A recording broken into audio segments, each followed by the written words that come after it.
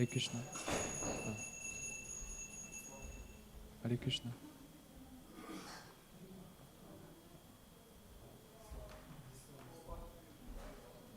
Hare Krishna.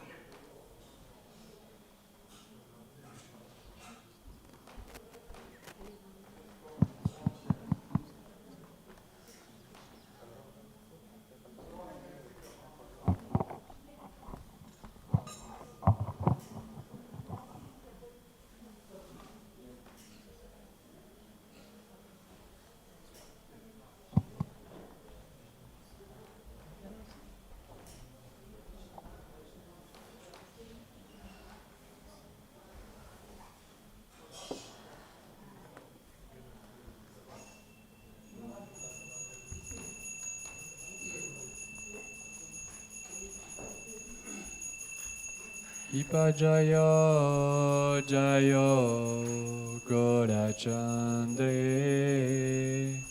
Arati Koshoba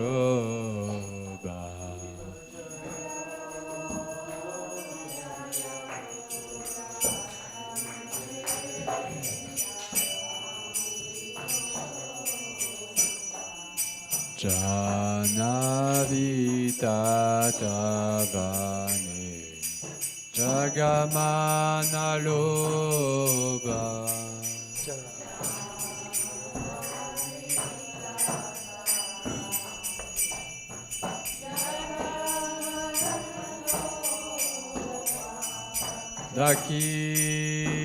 Dakineta Chan Bamigadadara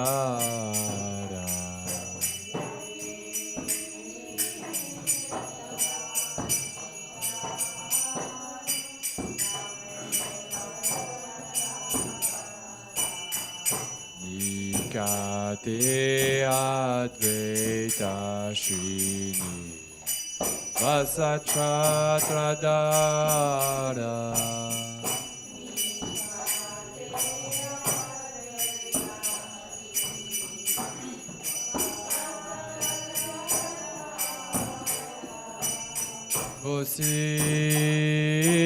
Osiyache Gorachan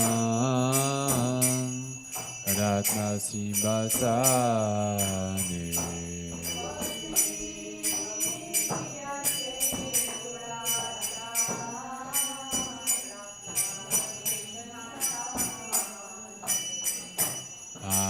Arati Korena Brahma Adi Devagane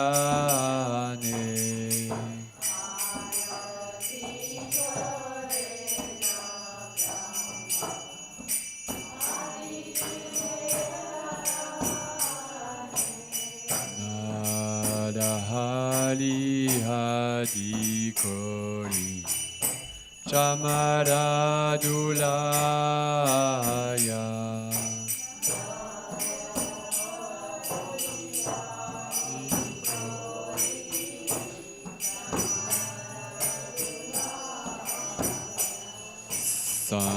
Sanjaya Mukunda Vasu Gosadigaya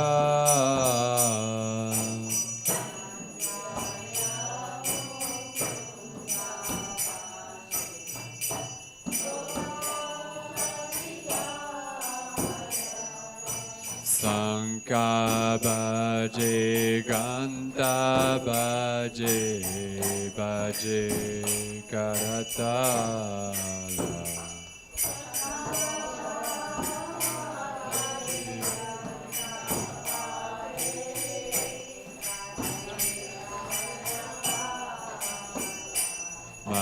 Madura Mridanga Baje Paramarasala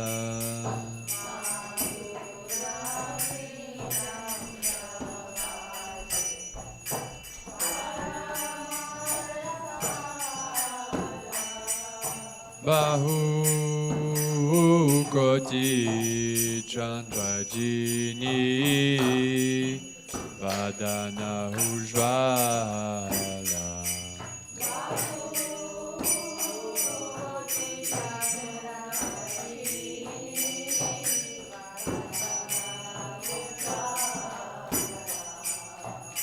Gala Dese Banamala Kore Jalamala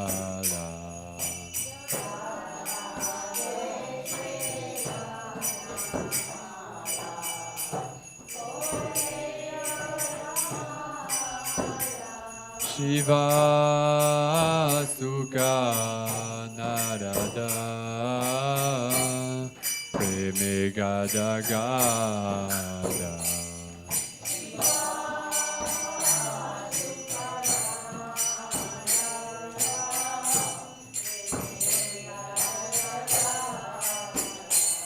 Baka Bhakti Vinoda Deke Gorara Sampada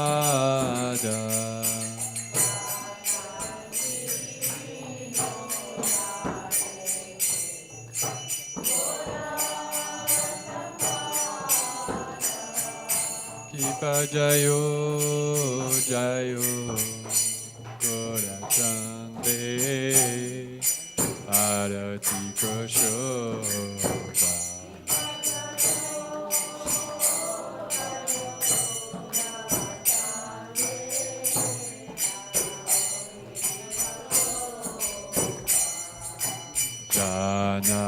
Janavita Tavane Jagamanaloba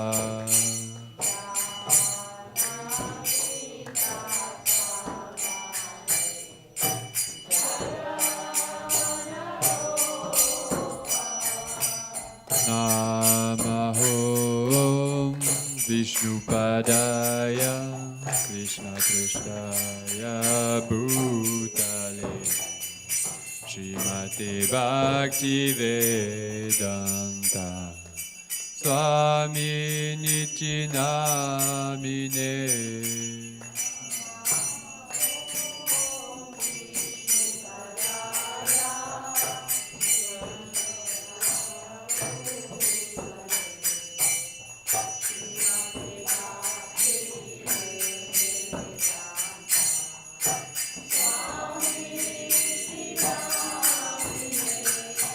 Namaste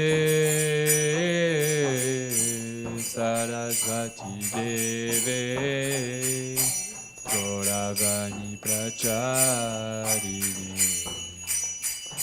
Nirvishesha Shunyavadi Paskatya Deshatarine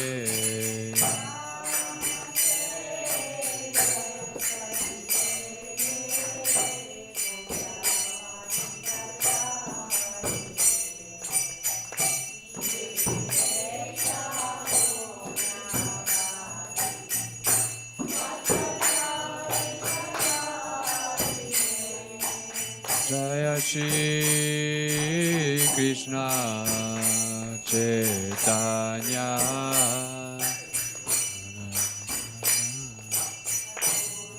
Jananda Shri Advaita Gadadara Shivasari Gaura Bhaktivedanta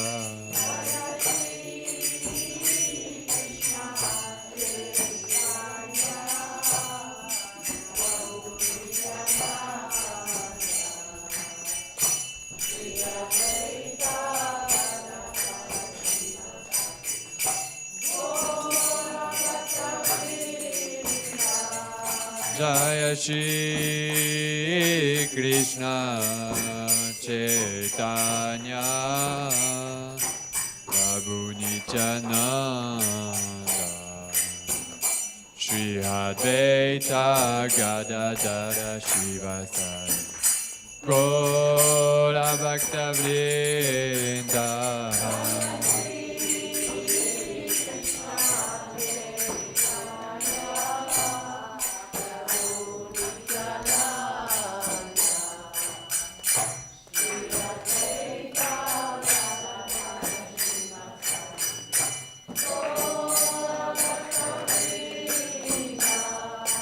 Hare Krishna,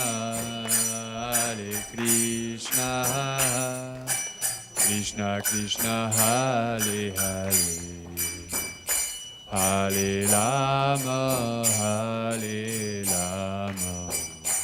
Rama Rama, Hare Hare.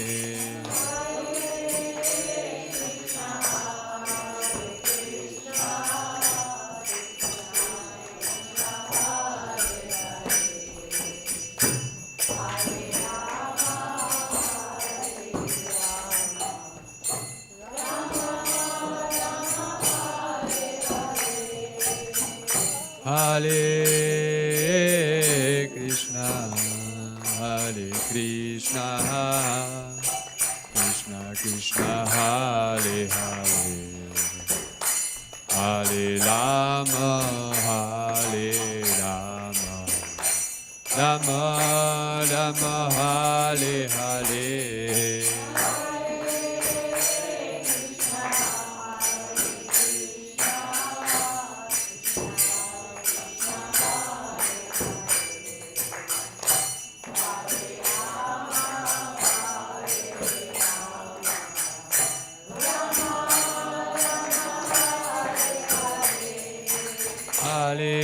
Hare Krishna, Hare Krishna, Krishna Krishna, Hare Hare, Hare Rama, Hare Rama, Rama Rama, Hare Hare.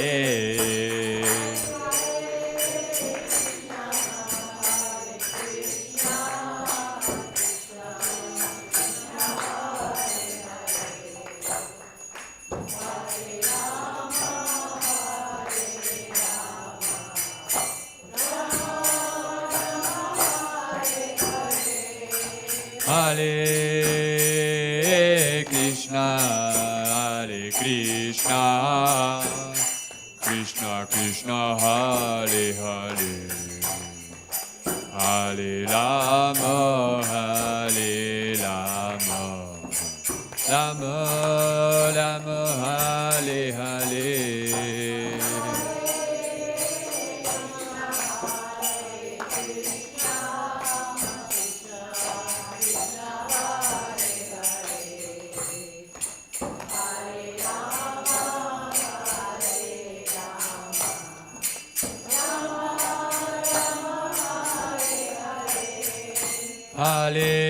Hare Krishna, Hare Krishna, Krishna Krishna, Hare Hare, Hare Rama, Hare Rama, Rama Rama, Hare Hare.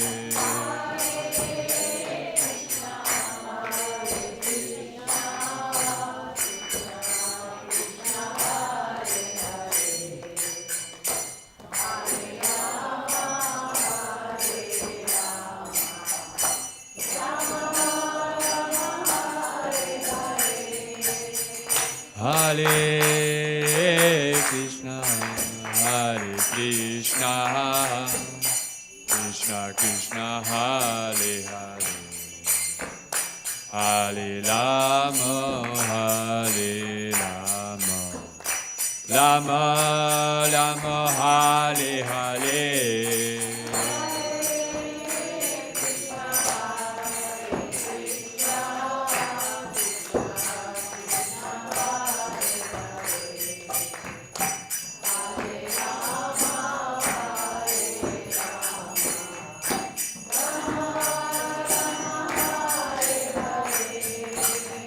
Hare Krishna, Hare Krishna, Krishna Krishna, Hare Hare, Hare Rama, Hare Rama, Rama Rama, Hare Hare.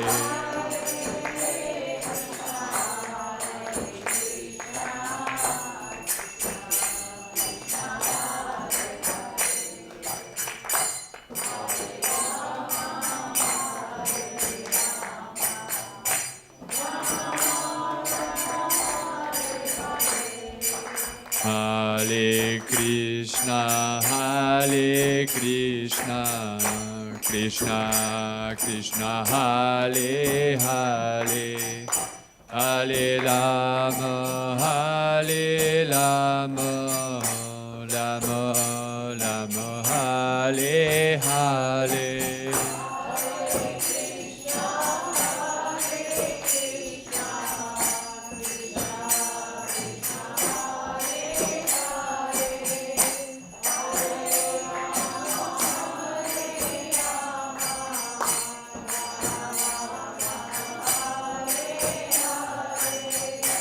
Hare Krishna, Hare Krishna, Krishna Krishna, Hare Hare, Hare Rama,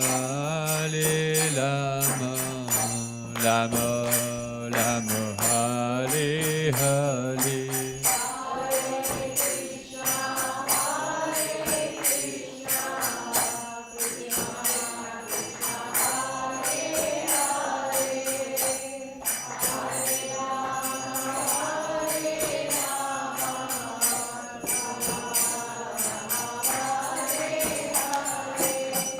Hare Krishna, Krishna Krishna, Hare Hare, Hare Rama, Rama Rama, Hare Hare.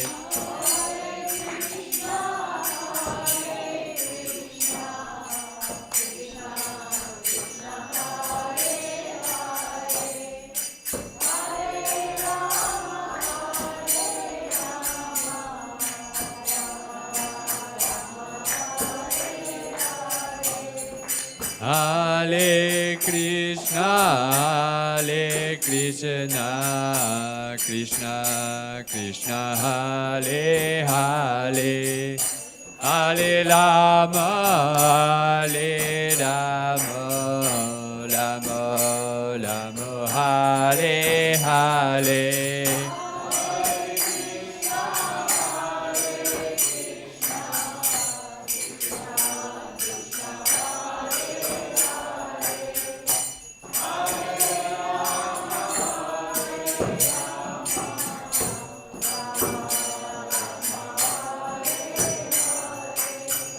Hare Krishna, Krishna Krishna, Hare Hare, Hare Rama, Rama Rama, Hare Hare.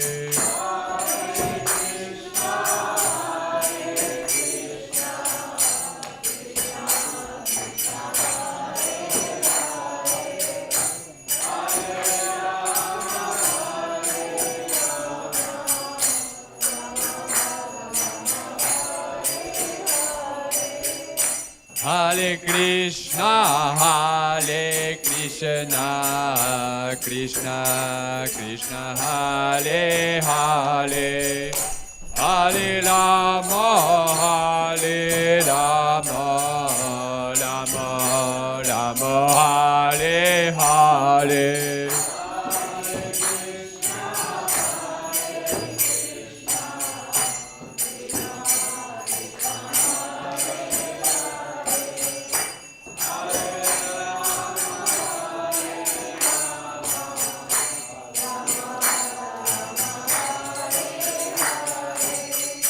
Hare Krishna, Krishna Krishna, Hare Hare, Hare Rama, Rama Rama, Hare Hare.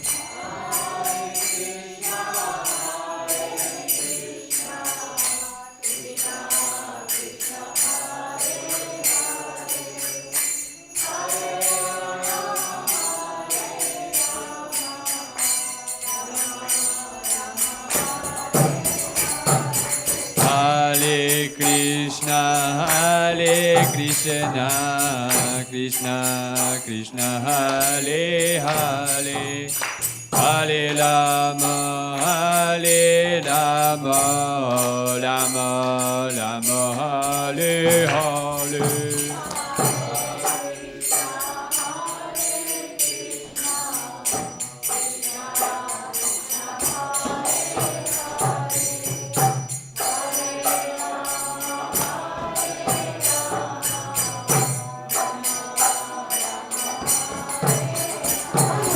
Hare Krishna,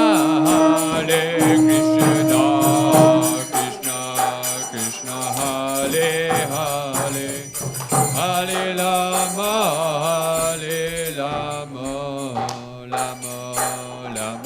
Hare Hare.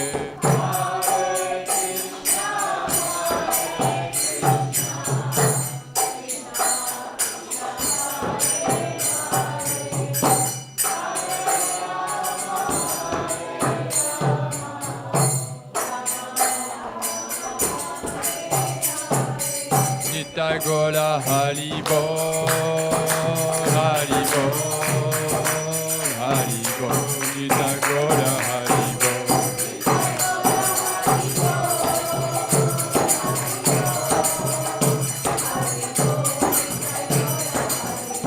Nitai Gora Haribo, Haribo, Haribo, Nitai Gora Haribo.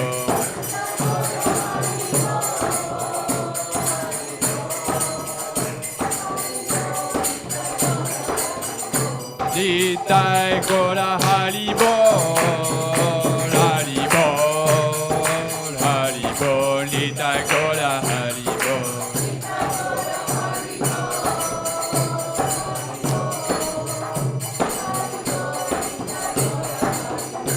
Nitai Gora Haribo, Haribo, Haribo, Nitai Gora Haribo.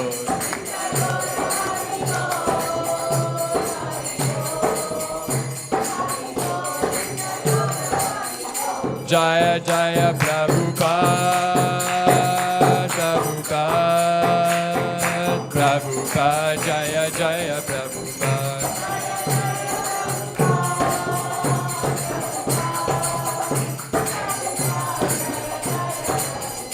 Jaya Jaya Prabhupada, Prabhupada, Prabhupada, Jaya Jaya Prabhupada.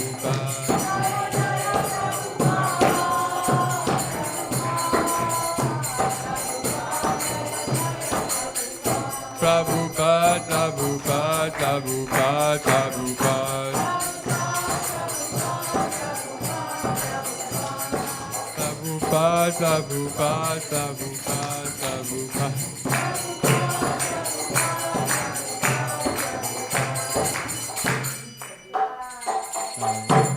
Shri Radha Gokulananda ki, Shri Sitaram Lakshmana Hanuman ki, Shri Golanitai ki, Srila Prabhupada ki, Gola Premanande. Paramahamsa Parivrajokacharya Ashtatarashat Shri Srimad Bhaktivedanta Swami Prabhupada ki jai. Jai Om Vishnupad Paramahamsa Parivrajokacharya Ashtatarashat Shri Srimad Bhaktivedanta Saraswati Goswami Maharaj Prabhupada ki jai. Ananda Koti Vaishnava Vrinda ki jai. Rama Acharya Shri Radha Thakur ki jai. Prem se kaho Shri Krishna Chaitanya Prabhu Nityananda Shri Advaita Giridhar Shivasadi Gaura Bhakta Vrinda ki jai. Shri Vrindavan Dham ki jai. Shri Mayapur Dham ki jai. Shri Navadvip Dham ki jai. Jagannath Puri Dham ki jai. Ganga Mai ki jai. Yamuna Mai ki jai. Bhakti Devi ki jai. Tulsi Devi ki jai. Samavita Bhakta Vrinda ki jai. Gaura Premanande. All glories to the assembled devotees. All glories to the assembled devotees. All glories to the assembled devotees. All glories to Shri Guru Shri Gauranga. All glories to Srila Prabhupada.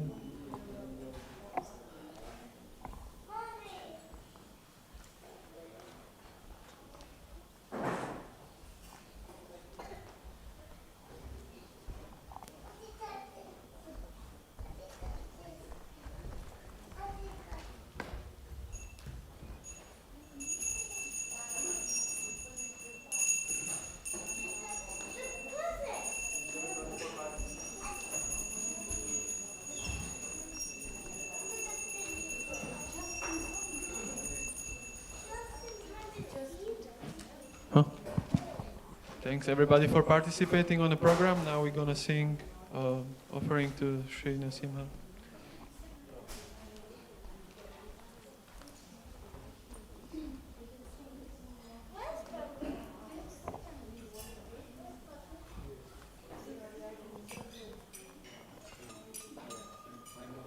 Namaste Narasimhaya. Namaste Narasimhaya. Ra ra ra ra ra ra ri ne. Ra ra ra ra Hiranyakashipurvacha Hiranyakashipurvacha Shila Tankanakaraye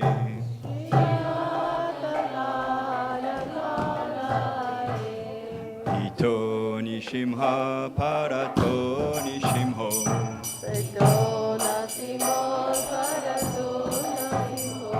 Yato Yato Yamitato Nishimho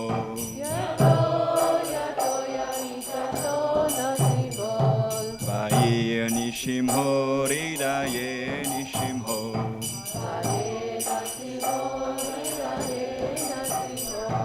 Narashingamadim Saranama Prapadye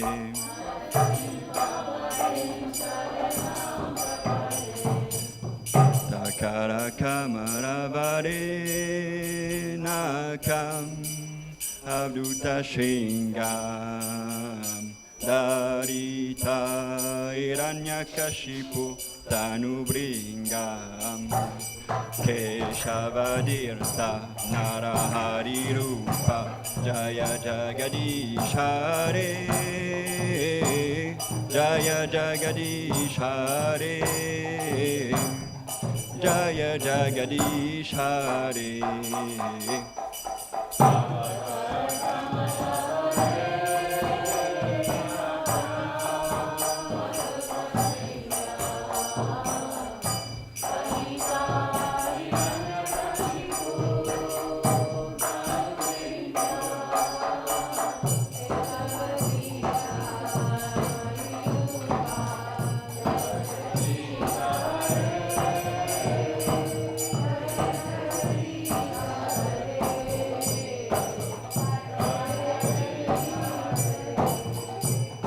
Jaya Nishingadev Jaya Nishingadev Jaya Nishingadev Jaya Nishingadev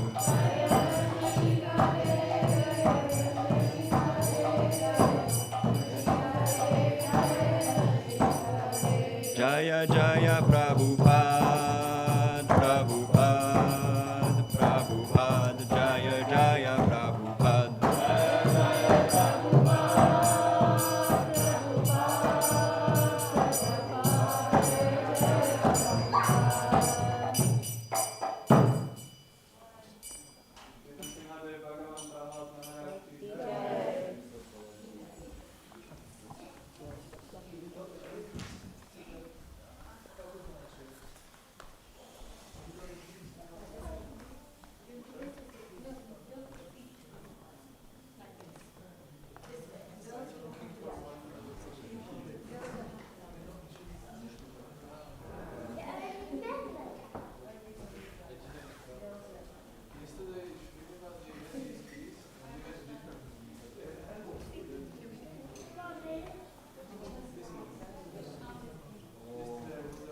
Mahaprasadam is being served in reception. There's a Bhagavad-Gita class starting now in the temple room.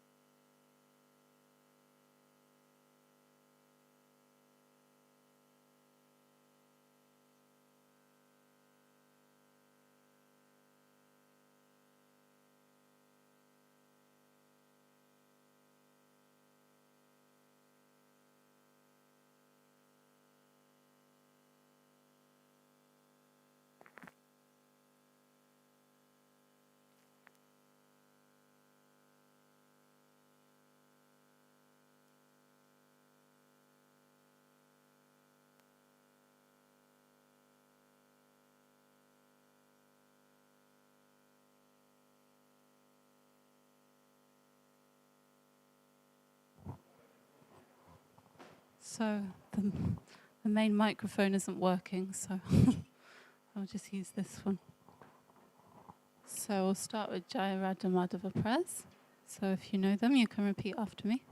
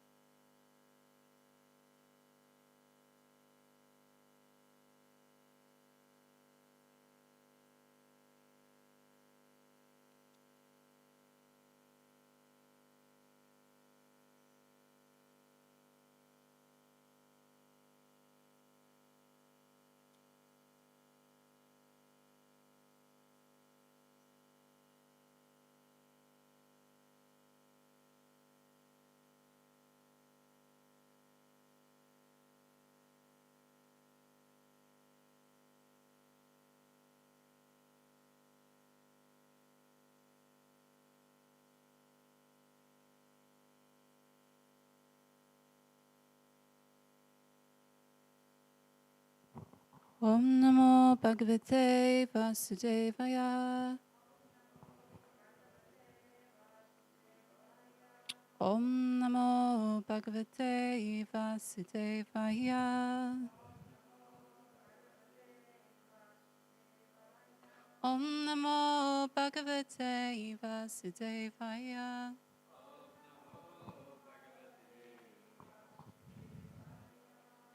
So we're reading from the Bhagavad-Gita, chapter 10, text 15. So we'll start with the Sanskrit. So I'll recite and you can repeat. Chapter 10, text 15. Svayam evatmanatmanam. Svayam evatmanatmanam. Vetatvam purushottama. Vetatvam purushottama. Bhuta bhavana bhutesha. Bhuta bhavana bhutesha. Deva deva jagatpate. Deva deva jagatpate. Svayam evatmanatmanam. Vetatvam purushottama.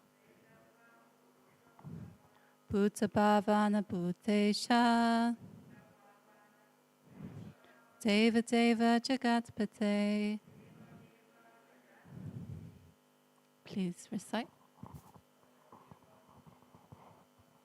Svayam evatmanatmanam. Vetatvam purushottama. Bhuta bhavana bhutesha. Deva deva jagatpate. Svayam evatmanatmanam. Vetatvam purushottama. Bhuta bhavana bhutesha. Deva deva jagatpate. Anyone else? Svayam evatmanatmanam. Vetatvam purushottama. Bhuta bhavana bhutesha. Deva deva jagatpate. Okay, the word for word. Svayam, personally. Eva, certainly. Atmana, by yourself. Atmanam, yourself. Veta, no. Tvam, you. Purusha Uttama, O greatest of all persons. Bhuta Bhavana, O origin of everything. Bhuta Isha, O Lord of everything. Deva Deva, O Lord of all demigods. Jagatpate, O Lord of the entire universe. Translation and purport by His Divine Grace, A.C. Bhaktivedanta Swami Srila Prabhupada. Ki Jai. Translation. Indeed, you alone know yourself by your own internal potency. O Supreme Person, origin of all, Lord of all beings, God of gods, Lord of the universe. Please repeat. Indeed, you alone know yourself by your own internal potency. O Supreme Person, origin of all, Lord of all, God of gods, Lord of the universe. Purport. The Supreme Lord Krishna can be known by persons who are in a relationship with Him through the discharge of devotional service, like Arjuna and his followers. Persons of demoniac Demonic or atheistic mentality cannot know Krishna. Mental speculation that leads one away from the Supreme Lord is a serious sin, and one who does not know Krishna should not try to comment on Bhagavad-Gita. Bhagavad-Gita is the statement of Krishna, and since it is the science of Krishna, it should be understood from Krishna as Arjuna understood it.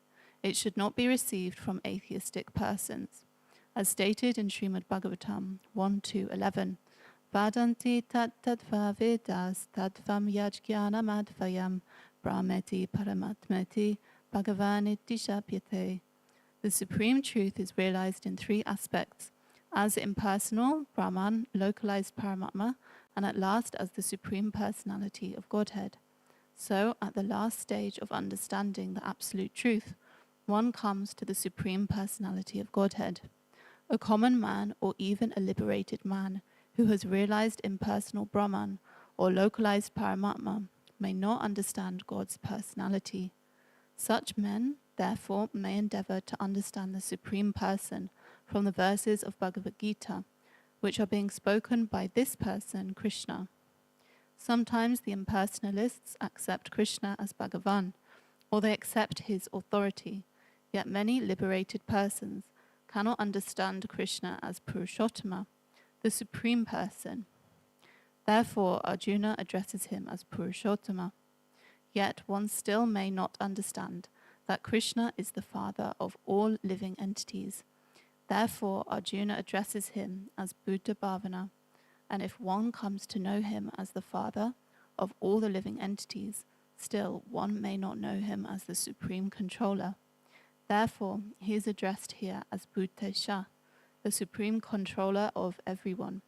And even if one knows Krishna as the supreme controller of all living entities, still one may not know that he is the origin of all the demigods. Therefore, he is addressed herein as Devadeva, the worshipful god of all demigods. And even if one knows him as the worshipful god of all demigods, one may not know that he is the supreme proprietor of everything. Therefore, he is addressed as Jagatpati. Thus, the truth about Krishna is established in this verse by the realization of Arjuna, and we should follow in the footsteps of Arjuna to understand Krishna as he is. Om Jnana Timirandasya Gnanjana Shalakaya Chakshurum Militam Yena Tasmai Shri Gurave Namaha Shri Chaitanya Manobishtam Stapitam Yena Bhutale Swayam Rupa Gadamayam Dadati Svapadantikam Vandeham Shri Guru Shri Hutsa Parakamalam Shri Gurun Vaishnavamscha Shri Rupam Sagrajatam Sahagana Raghunatam Vitam Tam Sajivam Sadvaitam Savadutam Parijana Saitam Krishna Chaitanya Devam Shri Radha Krishna Padan Sahagana Lalita Shri Vishakan Vitamscha Hey Krishna Karuna Sindhu Dinad Bando Jagatpate Gopesha Gopika Kanta Radha Kanta Namostite Tapta Kanchana Gorangi Radhe Vrindavaneshwari Vishabhanu Site Devi Pranamami Hari Priye Vancha Kalpatarubhyascha Kripa Sindhubhya Evacha Patita Nam Pavanebhyo Vaishnavebhyo Namo Namaha Jai Shri Krishna Chaitanya Prabhu Nityananda Shri Advaita Gadadhara Shri Vasadi Gaura Bhaktivinoda Hare Krishna, Krishna Krishna, Hare Hare, Hare Rama, Rama Rama, Hare Hare. Nama Om Vishnu Padaya Krishna Prastaya Bhutale Shrimati Bhaktivedanta Swami Nityanamane Namaste Saraswati Deve Gauravani Pracharine Nirvishesha Shunyavadi Pastutyata Satarine. So Hare Krishna everyone. Thank you so much for coming to this class. So I thought I'd give a bit of background to the verse. I'll go through chapter 10 a little bit. And then the way I like to do classes is to have a bit of discussion, so I get all of you involved. Prabhupada said that he wanted his books to be studied from different angles of vision, so together we can really churn the nectar And in that way, you can all participate as well and give your realizations and understanding on the verse. Okay, so first of all, what is chapter 10 called? Does anyone know? It says, actually, here.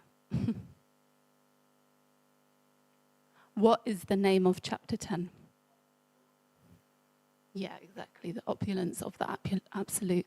So Krishna's, we find out all of Krishna's opulence, his power, his potency. And why do you think it's important, actually, to know the opulence of God, of Krishna? Yeah, so we can really understand him, definitely. Any other reasons?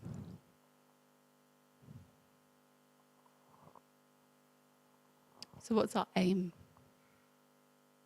in this process?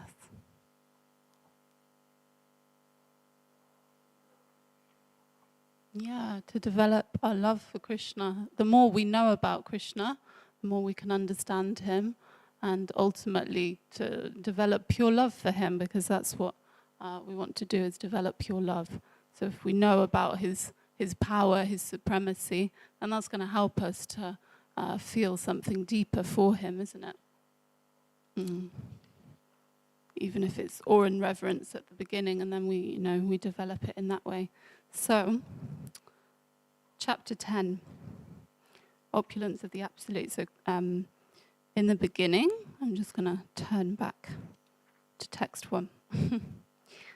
Okay, so at first, Krishna, he's telling Arjuna that he's going to give him some even more knowledge than what he's given him before so far in the Gita. So Krishna gives Arjuna so much knowledge already, and he's saying, I'm going to tell you even more. And then he's saying that no one even knows my origin, not even the demigods, because I'm the source of everything. And then he's saying some of his qualities. He's the unborn, beginningless, and he's the supreme Lord. And then he's, in text 4 to 5, he's giving us some qualities that are created by Krishna: intelligence, knowledge, freedom from doubt, charity, austerity, fame, infamy, all of these different qualities. And then, soon after that, we get the Chatur Sloki. So this is from texts 8 to 11. So these 4 verses are very important in the Bhagavad-Gita. They kind of sum up the whole Gita, actually. So text 8, Krishna is saying that he's the source of everything. All spiritual and material worlds, everything emanates from Krishna. And if we know that, then we will worship him. He's saying, people who know this perfectly worship me with all their hearts. And then text 9, he talks about the activities of the pure devotees. He say that their thoughts dwell in me, so they're always thinking of me, and they're completely dedicated to serving me, and they derive a lot of pleasure from discussing topics of me with one another. And then text 10, he says that if we are completely surrendered to serving Krishna with love and devotion, then he gives us the knowledge, the understanding by which we can come to him.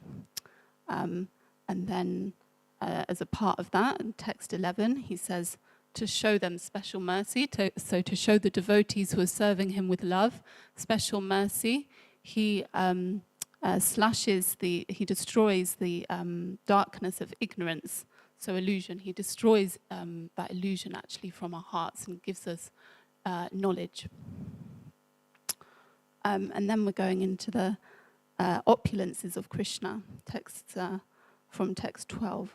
So Arjuna is speaking. So this is the first time actually in the Bhagavad-Gita that Arjuna is acknowledging Krishna as a supreme personality of Godhead. So it's quite a key moment. So text 12 and 13, that's that. And then yesterday's verse, Arjuna is saying, I totally accept as truth all that you have told me. Neither the demigods nor the demons, O Lord, can understand your personality. So Arjuna is saying that no one can understand Krishna, not even the demigods. Think how powerful the demigods. They have control over, say the sun, for example, like something as big as that. They have control over that. They still they don't understand Krishna. And even by Krishna, it says in the first verse of Bhagavatam, the demigods are put into illusion. They just completely bewildered by him. And so now we come to today's verse. So what I'm going to do is maybe I'll do the first sentence. We're just going to take it line by line. I'll just say my understanding of what Prabhupada's saying, and then maybe you can give any realizations, or if you have any questions, then we can just do it like that, line by line, so then we're really going deep, picking it apart.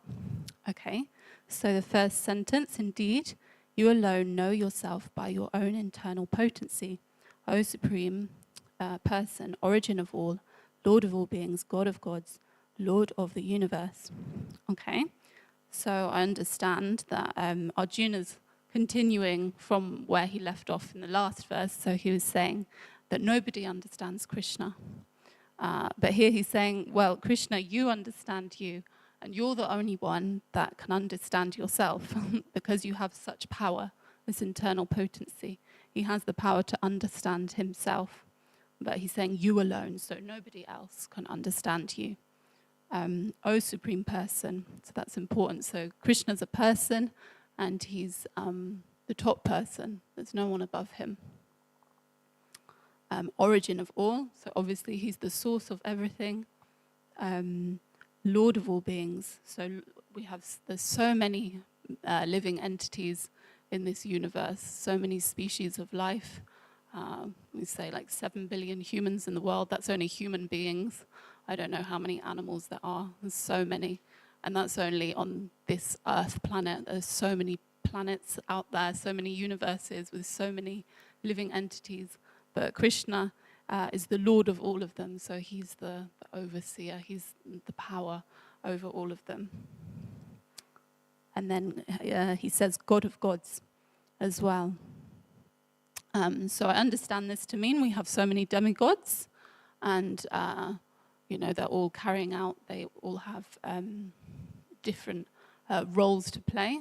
So actually, Shivani was describing it very nicely to me at lunch. Maybe you can say actually what you said to me at lunch. You were giving a really nice explanation.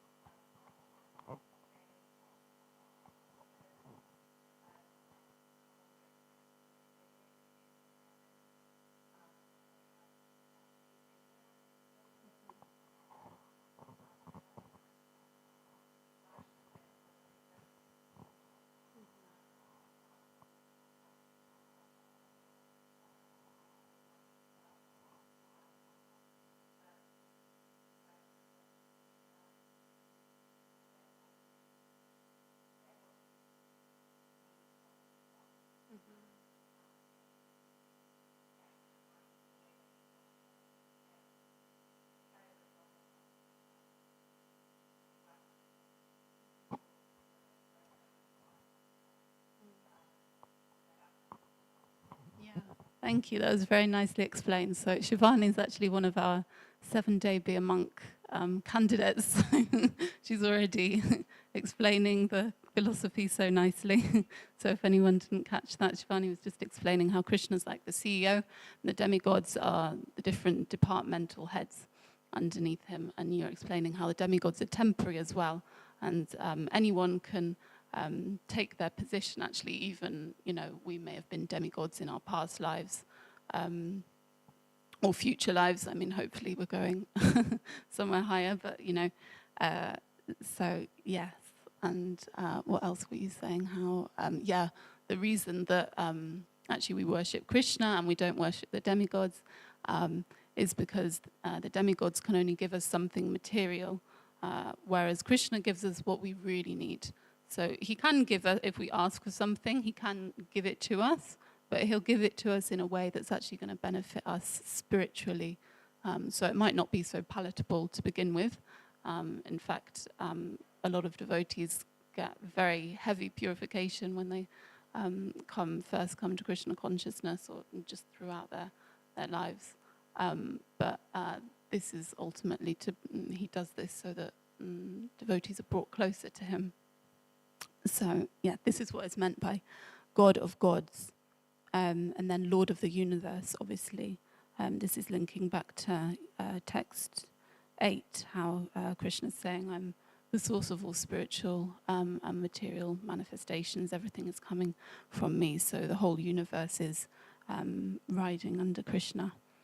Okay, so that's my understanding of the translation. Does anyone have any reflections or realizations or anything they want to share on what's been said?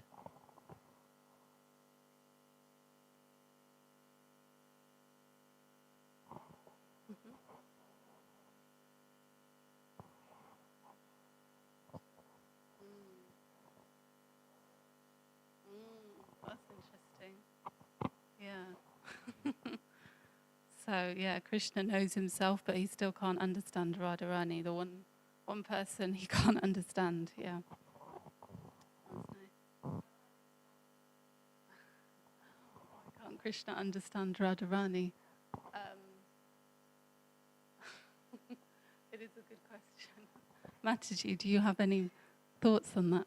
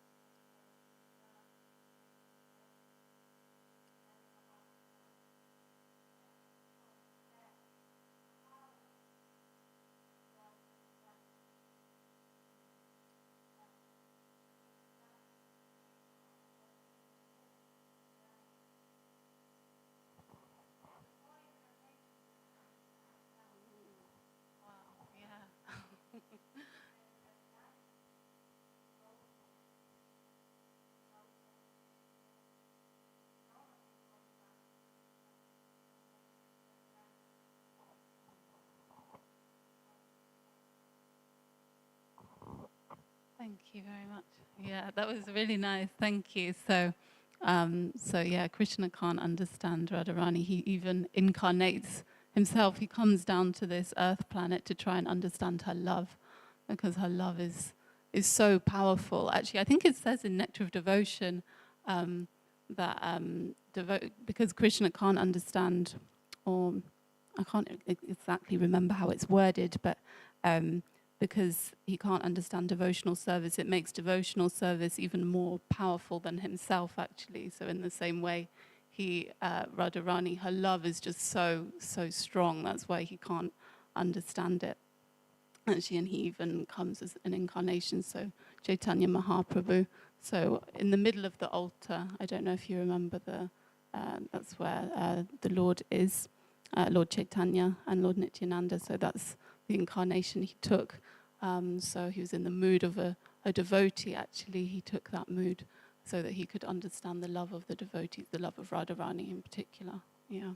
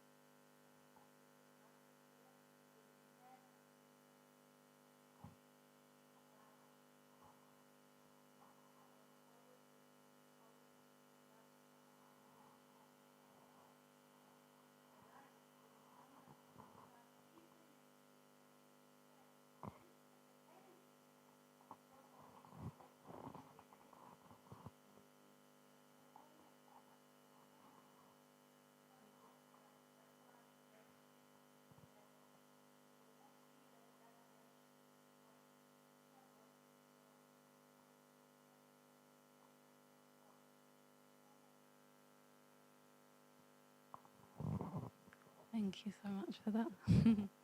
Okay, maybe we can move on to the purport now. So, first sentence, the Supreme Lord Krishna can be known by persons who are in a relationship with him through the discharge of devotional service like Arjuna and his followers. Does anyone want to say what they understand from that sentence?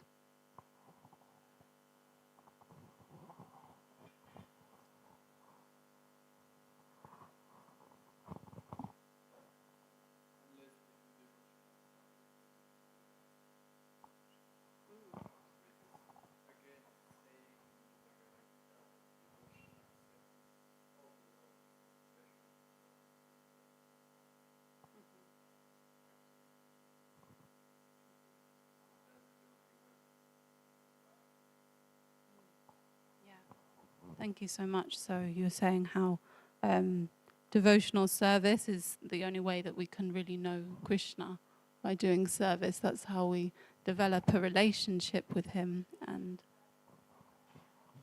devotional service, so that can mean anything done with devotion.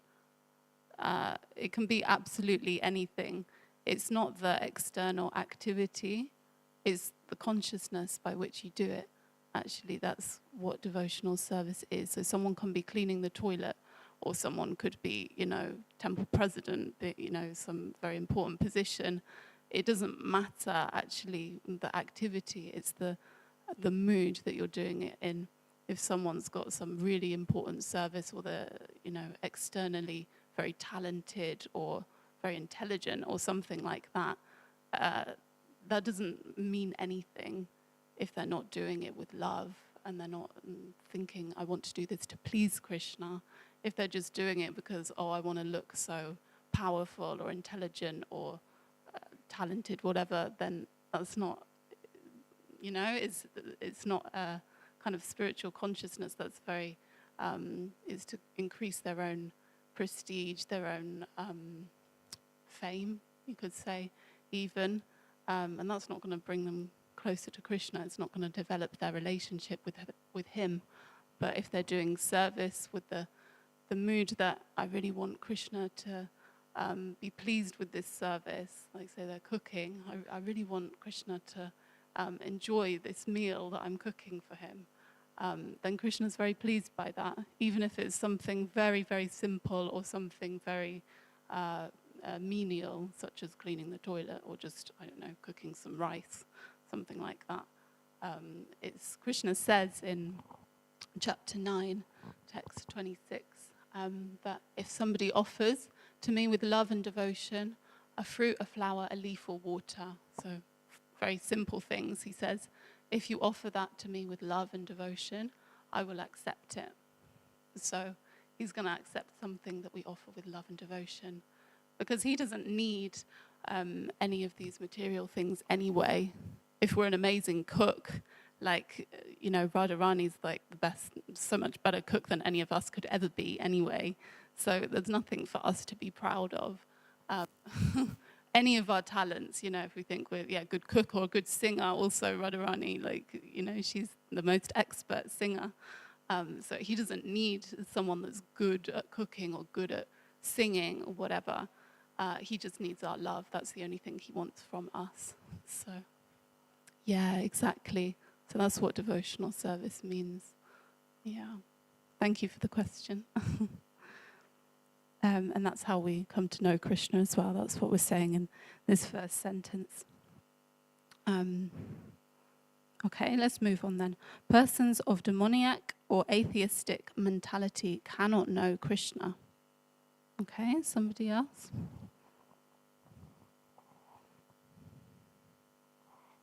You want to go? Want to say what you understand from the sentence? We need to be nice people to understand Krishna. So yeah, it's saying someone who is very unfavorable to Krishna, or they just have no belief that Krishna exists. They're completely envious or against Krishna. They've got no chance of knowing him because they don't want to. It kind of makes sense, doesn't it? If you if you don't want to know about someone, you're not gonna you're not gonna bother trying. So it's, yeah.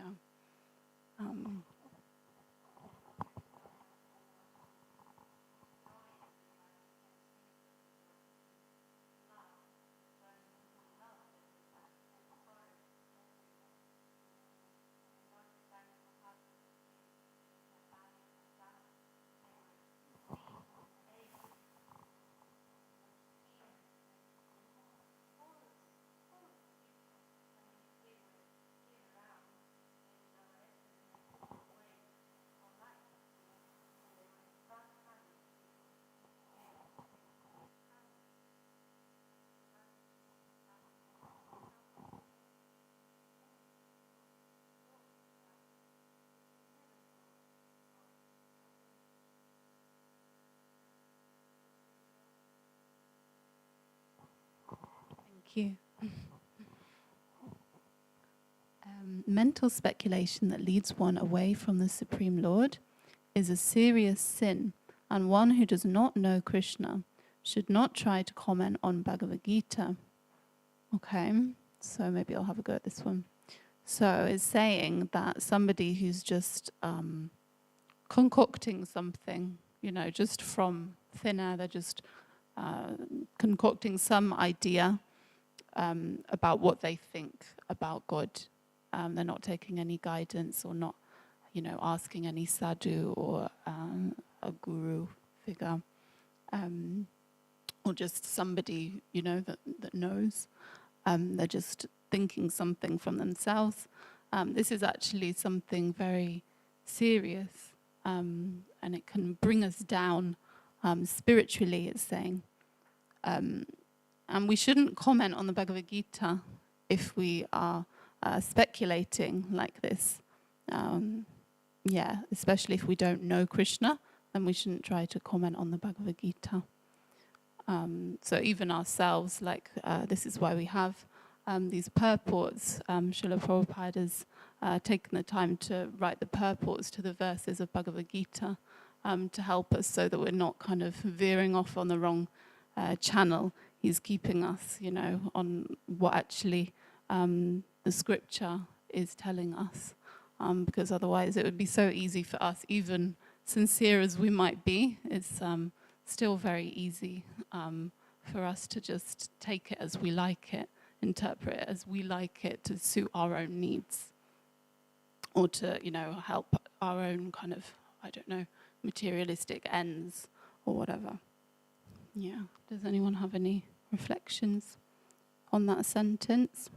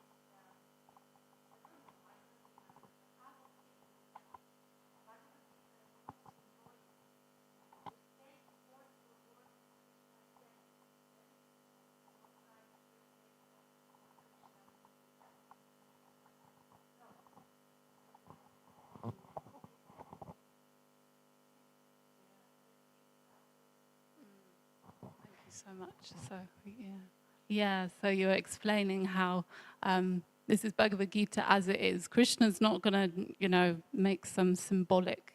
He's going to say what he means, isn't he? He doesn't want to make it too complicated for us. We already make it so complicated for ourselves, I think.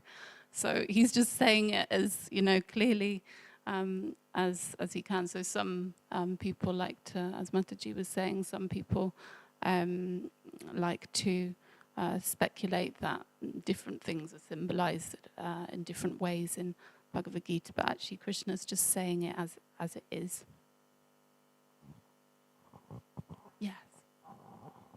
Yes. So, that's the Bhagavad Gita. Yeah, it's a part of the Mahabharata, and it's Yeah, you can read the introduction actually. It will give you like a really full understanding. But it's a conversation between Krishna and Arjuna on the battlefield of Kurukshetra. Yeah, exactly.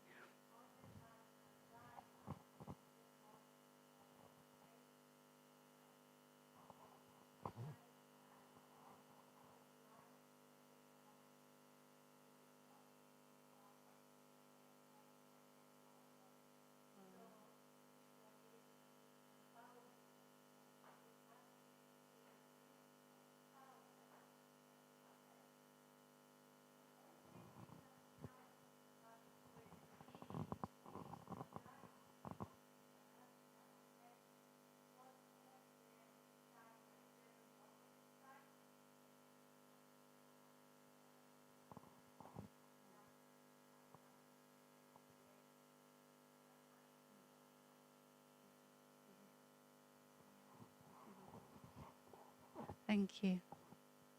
Okay, let's go back. So, next sentence. Bhagavad-Gita is the statement of Krishna, and since it is the science of Krishna, it should be understood from Krishna as Arjuna understood it. Okay. Would anyone like to say what they understand from that?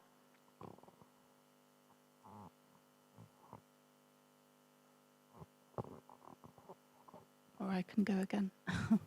Okay, so similar to what we have just been saying, it's Krishna. It's what Krishna's saying. It's a statement. It's a like how can I say? Not an announcement, but he's proclaiming this to Arjuna, and it is a science. Okay, so it's like a process. Krishna's giving us a process here by which to understand him and to bring us into full consciousness of him. So it's actually a logical process. People can say that religion is sentimental, or our process is sentimental, but actually it's not. It's a science. If you follow the process, it works, and that's what science is. The science of self-realization, Prabhupada calls it. And if we want to practice this experiment to see if it works, the science, then we should do that by following the footsteps of Arjuna. So by hearing it from Krishna, how Arjuna understood it. So by reading the Bhagavad-Gita, basically, is what it means. And by hearing from a bona fide source, as we've been discussing, hearing it from someone who's explaining it as it is. It should not be received from atheistic persons. So obviously, we shouldn't hear from someone who doesn't actually believe that Krishna exists. Oh, yes, yeah, those that want to be paid.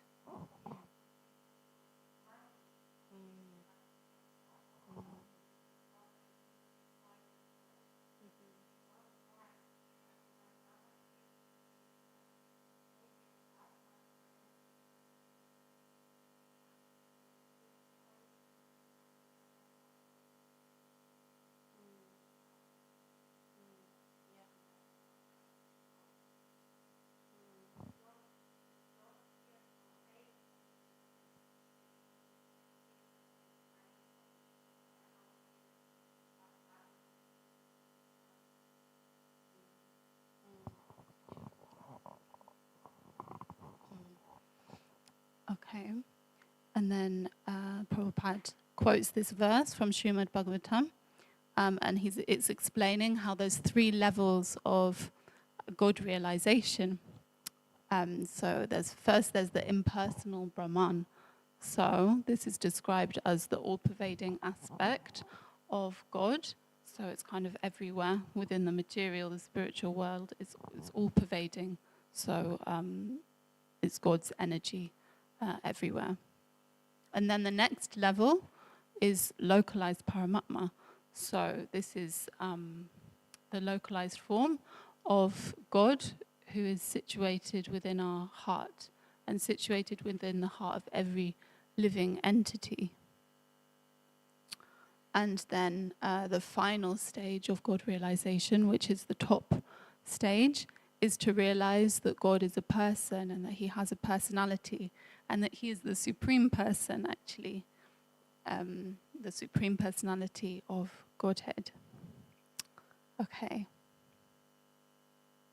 Yeah, so Bhagavan realization, we say. Okay, and then the next sentence is saying, a common man or even a liberated man who has realized impersonal Brahman or localized Paramatma may not understand God's personality. So this is a really important sentence, actually. So it's saying that somebody, they can have some God realization on a lower level. So they can even realize that ultimately their nature, their constitution is spiritual. They can have this realization that I'm not the body, maybe, and they know that God's energy is pervading everywhere. They can even realize that God is here within my heart and have full realization of that. But Prabhupada is saying here, even if they have those realizations, they don't have full God realization, which is to realize that God is a person and that he has a personality and that we have a relationship with him. That's the most important thing. If God is a person, then it means that we have a relationship with him. And that's this process, is to uncover this relationship we have with him. Okay. Any thoughts on that? Mm-hmm. Yeah, like we see Krishna on the altar. He's a person. Yeah. Because in this world, we're all yearning for connection, for a relationship, aren't we? Actually, a lot of problems come from not having connection or not. Loneliness is such a big problem, and so many mental health problems come from, loneliness or lack of connection. I remember there was even one experiment they did with some rats. Was it rats? And they had an experiment. They fed the rats, I think it was opium, for some time. And so they did an experiment where they just put one rat on its own and then many rats together, and they had opium in both. And the rat that were on their own, they got really addicted to the opium. And the ones that were together, they didn't, because they had some connection. And I know that's rats, it's not humans, but it's the same with humans. You see, like, usually people that have problems with, whatever addiction, it doesn't have to be addiction, but just, things like that. Often it is due to they have a lack of connection. So my point is that's ultimately what we're yearning for, but we find it in the wrong places. But the right place to find it is from the Supreme Person, actually, because he's like the fountainhead of all our relationships. So we can have relationships in this material world, but actually the best thing to do is to, like they say, water the root of the tree. You can try and water the branches, but the best thing is to water the root, because then it automatically feeds the whole tree, and the tree will grow. So if we nourish this relationship with God, actually all of our relationships will naturally flourish.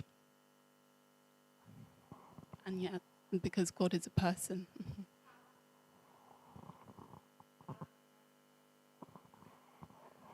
How to nourish our relationship with God?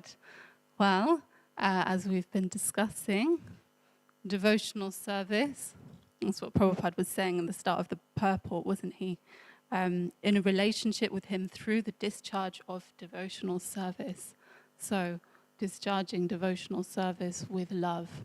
And we have many processes, actually. There's 9 processes of bhakti. So we have like hearing, chanting. So we're chanting the Maha Mantra. That really nourishes our relationship with Krishna, because we're saying his name. We're like calling out to him. Hearing about him, of course, that's going to nourish our relationship with him. We were saying at the beginning, if we know his opulence, if we know his power, that's going to help us to understand him, and then we're going to develop more affection, more love for him. So what's that? Hearing, chanting, prayer as well. We can pray to Krishna. There's so many things we can do to develop our relationship with him. How do we know if we're doing service? Oh, okay. That's a really good question.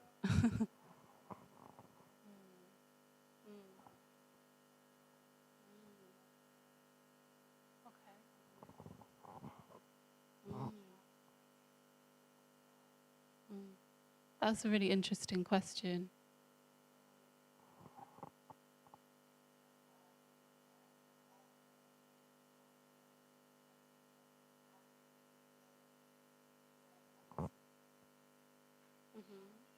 Yeah. So you were saying, how can we know that we're actually doing something out of love and sincerity? I think sincerity is like, you can only know yourself what your reason is, like, for doing something. And I think most people that come to spiritual life, deep down, they are sincere. You know, why would they be here? Like, it's not so easy, actually, to practice spiritual life. So why would they be doing it if they're really insincere? I've never really met anyone that I've really thought, you know, they really, like, don't want to know God. They're just not trying, like, you know? So I think you kind of know in your heart. I don't know if that helps. Yeah. It was a very interesting question, thank you. How to know how we're doing something out of love.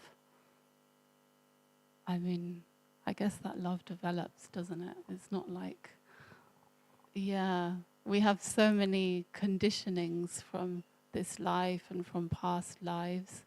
So it's, you know, that's the process, is to develop pure love of God. So it's not just going to come like that. But I think you linked it very nicely with the sincerity. If you're sincere, then Krishna will help us. So he said in a few verses before, to those who are constantly devoted to serving me with love, I give the understanding by which they can come to me.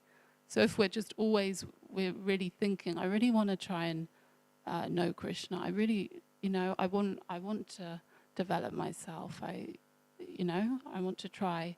Then he helps us. You know, he can see the sincerity in your heart. He can see everything. He knows everything about you. So he'll help you in that way. It's said that we take one step towards Krishna and he takes 10 steps towards us. So we just have to make a little bit of endeavor, and then he really helps us along the way. I'm sorry.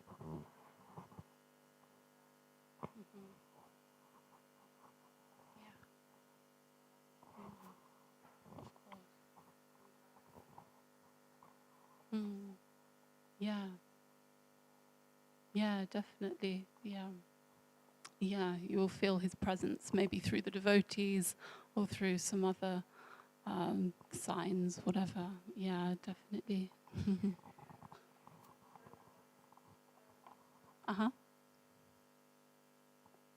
So Paramatma is Krishna within the heart. So Paramatma is described as like our conscience as well. You know, that little voice that you know what's right and wrong. That's like our conscience. Actually, that's described as like the voice of the Paramatma. That Krishna is Krishna is always within us. That's what Paramatma means. Yeah. Thank you very much for your questions. It makes me really try and, go deep and explain. Does anyone else have anything they want to say? Alita Saki Mataji, you have any words of wisdom?